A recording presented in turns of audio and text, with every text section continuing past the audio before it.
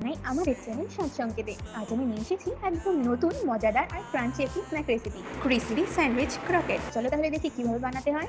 প্রথমে নাও একটি সিদ্ধ আলু, এরপর আলুগুলো খোসাগুলো ভালো করে ছাড়িয়ে নিতে হবে। ছাড়ানো হয়ে গেলে এর মধ্যে পরিমাণ মতো নুন, ধনিয়া গুঁড়ো, জিরে গুঁড়ো, চাট মশলা, শুকনো লঙ্কার গুঁড়ো আর কাশ্মীরি লঙ্কার গুঁড়ো আর অল্প পরিমাণে ধনিয়া পাতার কুচি দিয়ে ভালো করে আঁকুটা মেরে নিলেই তৈরি তোমার মজাদার ফিলিং।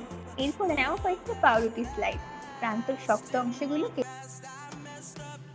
ব্রেডের সাইডের অংশটা ফেলে না দিয়ে ওটা দিয়ে আমরা বানাবো ব্রেড ক্রাম্বস। তার জন্য ভালো করে সেঁকে নিয়ে মিক্সিতে দিয়ে গুঁড়ো করে নিলেই তৈরি ব্রেড ক্রাম্বস। এখন একটা পাউরুটির ওপর এই ফিলিংসটা রাখো, ধীরে ধীরে রোল করে নাও।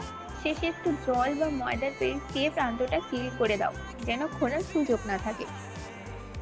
এরপর একটা বাটিতে কিছুটা ময়দা, নুন আর একটা ডিম ফাটিয়ে দিয়ে দাও আর অল্প পরিমাণে জল মিশিয়ে একটা ব্যাটার তৈরি করে নাও। এবার এই ব্যাটারে রোল করা পাউরুটিটা দিয়ে ভালো করে মাখিয়ে তারপর ব্রেড ক্রাম্বস দিয়ে মাখিয়ে একটা সুন্দর শেপ দিয়ে নাও। এরপর একটা কড়াইতে সাদা তেল গরম করে একে একে সব রোলগুলো দিয়ে ভালো করে এপিট ওপিট সুন্দর ডিপ ফ্রাই করে ভেজে নাও।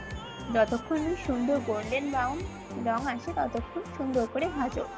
ও মা, দেখো কি সুন্দর ক্রিস্পি হয়েছে, বাইরে ক্রাঞ্চি, ভিতরে নরম আর মশলাদার।